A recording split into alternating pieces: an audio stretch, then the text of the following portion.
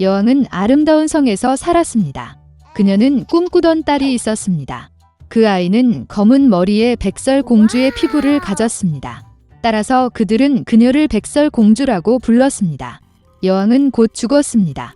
왕은 오랫동안 슬퍼하지 않았고 1년 후 새로운 여왕을 궁전으로 데려왔습니다. 그녀는 아름다웠지만 화가 났습니다. 여자는 마법의 거울을 가져왔습니다. 매일 그녀는 그에 대한 그녀의 반선에 감탄하고 그에게 똑같은 질문을 했습니다. 누가 세상에서 가장 아름답습니까? 거울은 항상 진실만을 말해왔습니다. 따라서 정직하게 여왕의 아름다움을 칭찬했고 여자는 행복으로 빛났다. 백설공주는 자랐고 매년 그녀의 아름다움은 더 밝아졌습니다. 그리고 이제 다시 한번 거울에 말하면서 여왕은 이제 그녀가 세상에서 가장 아름답지 않지만 백설공주라는 응답을 들었습니다. 여왕은 자신의 궁전에서 이것을 견디지 못할 것입니다. 그녀는 충실한 하인에게 공주를 뚫을 수 없는 덤불로 이끌고 죽이라고 명령했습니다. 그러나 하인은 여왕을 위해서도 달콤한 소녀를 죽일 수 없었습니다. 그는 공주를 어두운 숲으로 데려와 그녀를 놓아주었습니다. 그리고 그는 자신이 성으로 돌아와 여왕에게 그녀의 명령을 따랐다고 말했습니다. 오랫동안 공주는 모든 종류의 숲 주민들의 도움을 받아 숲을 헤매었습니다. 백설공주는 그들에게 매우 친절해서 강한 친구가 되었습니다. 저녁에 공주는 우연히 작은 집을 우연히 발견했습니다. 그녀는 그것에 들어가 집에 아무도 없다는 것을 알았습니다. 테이블은 7인용으로 침실에는 7개의 유아용 침대가 있습니다. 그리고 이 집의 모든 것이 아주 작았습니다. 따라서 백설공주는 여기에 7명의 작은 사람이 살고 있음을 깨달았습니다.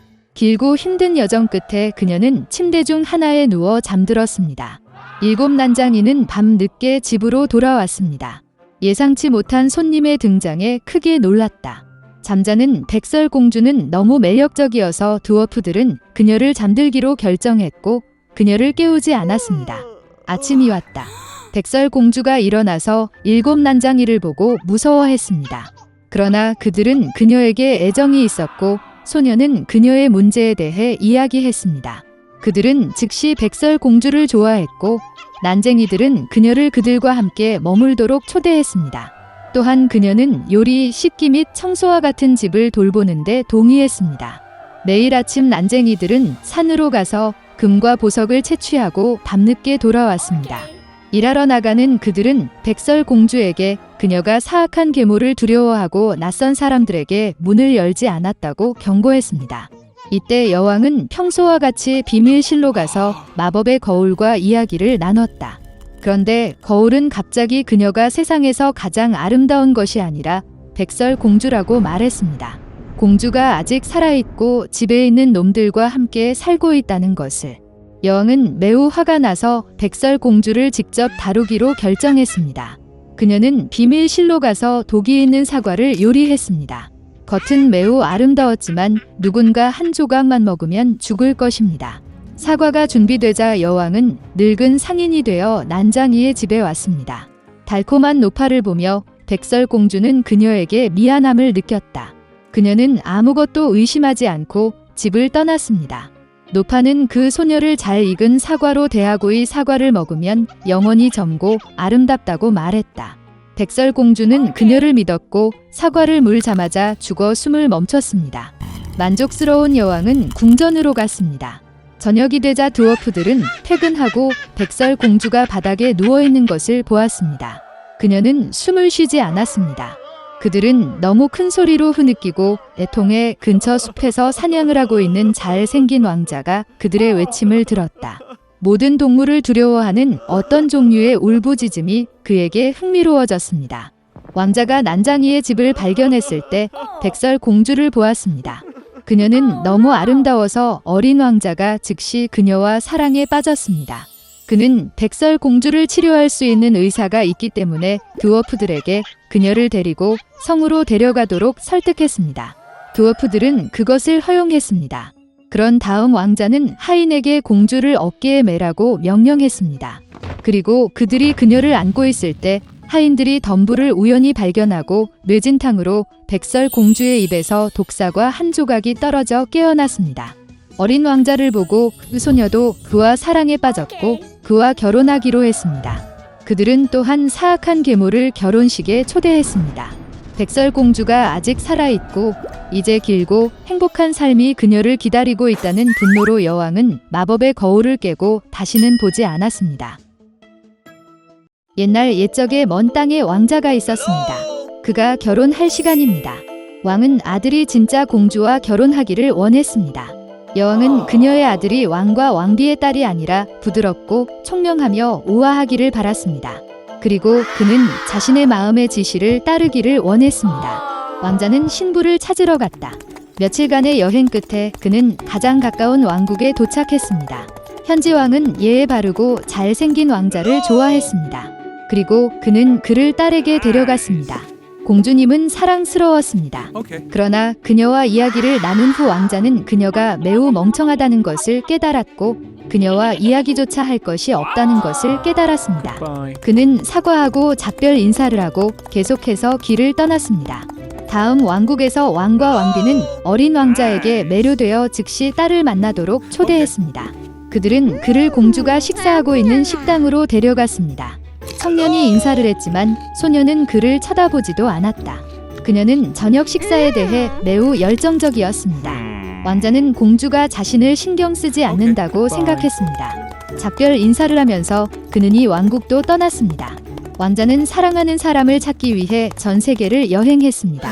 많은 노력 끝에 그는 적합한 신부를 찾는 모든 희망을 잃었습니다. 왕과 왕비는 이것에 대해 매우 염려했습니다. 하지만 그들은 아들이 잘못된 여자와 결혼하지 않았다는 사실에 기뻐했습니다. 어느 날 밤 격렬한 폭풍이 시작되었습니다. 양동이처럼 비가 내렸고 번개가 번쩍이고 천둥이 울렸다. 왕자는 잠을 잘 수 없었고 번개가 번쩍이는 것을 보며 공주를 계속 꿈꾸었습니다. 갑자기 문을 두드리는 소리가 났다. 왕자가 문을 열었을 때 어린 소녀가 문지방에 서 있었습니다.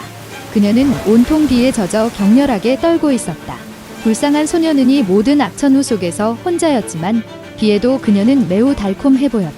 그녀는 숲에서 길을 잃었고 집안에서 몸을 따뜻하게 해달라고 요청했습니다. 왕자는 불쌍한 소녀를 불쌍히 여기고 그녀를 집 안으로 들여보냈습니다. 그는 그녀를 거실로 이끌고 벽난로 앞에 앉혔습니다. 소녀는 그녀가 먼 왕국의 공주라고 말했습니다. 그들은 공격을 당했고 그녀의 부모는 2명의 군인과 함께 그녀를 성 밖으로 보냈습니다. 그러나 폭풍 동안 그들은 길을 잃었고 공주는 홀로 남겨졌습니다. 여왕은 이것을 믿기 어려웠지만 그런 날씨에 소녀를 쫓아낼 수 없었습니다. 왕자가 거실에 들어갔을 때 그녀는 이미 여왕이 준 건조하고 깨끗한 드레스를 입고 있었습니다. 그녀는 지금 눈부셔 보였습니다. 왕자는 그의 눈을 믿을 수 없었다. 그는 사랑에 빠졌습니다.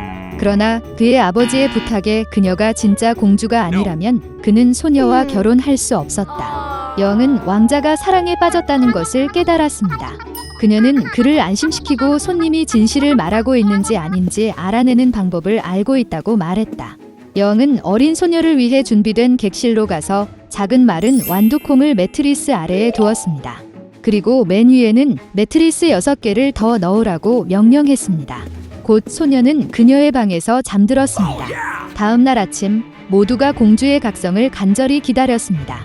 깨어났을 때 여왕은 그날 밤 어떻게 잤는지 물었습니다. 그 소녀는 그날 밤에 대해 매우 감사하고 비가 오면 밖에서 훨씬 더 잠을 잘 것이라고 대답했습니다. 그럼에도 불구하고 그녀는 매우 심하게 잤고 충분한 수면을 취하지 못했습니다.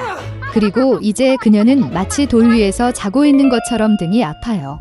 이것이 여왕이 기다려온 대답이었다. 그녀는 공주만이 7개의 매트리스 아래 숨겨진 완두콩을 느낄 수 있다는 것을 알고 있었습니다. 이 말을 듣고 그 소녀가 진짜 공주라는 것을 알게 된 왕자는 왕에게 그녀와 결혼하고 싶다고 말했습니다. 왕과 왕비는 아들과 공주의 결혼을 행복하게 축복했습니다. 왕자는 소녀에게 왕국의 전쟁이 끝날 때까지 궁전에 머물러 달라고 부탁했습니다. 그리고 그는 자신의 나라를 구하기 위해 군대를 보냈습니다. 그들은 곧 결혼하여 행복하게 살았습니다.